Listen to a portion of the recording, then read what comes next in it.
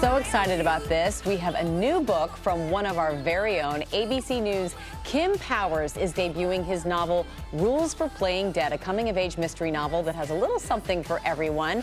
Kim Powers sat down with Deb Roberts for a one-on-one about the book. Take a look.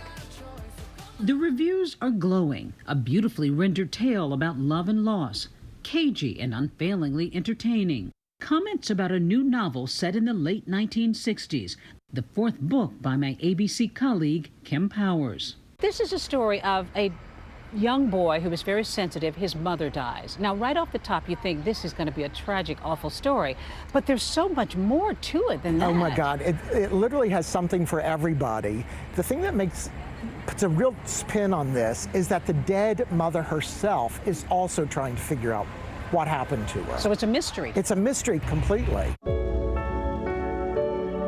A mystery enveloping a mother and son, inspired by Kim's personal life experiences. I've been trying to making sense of my mother's death, and there were a lot of sort of kind of whispers and suspicions about what had happened to her. Somebody suggested, you know, you're telling this whole story about your mother, but your mother is the missing ingredient. She's not in here. And the minute I heard that, it just gave me this sense of how to make the book come alive. Was it difficult to write this book and explore your mom's death all over again? It was. I mean, it was so personal, so close to the bone. I thought that was really special.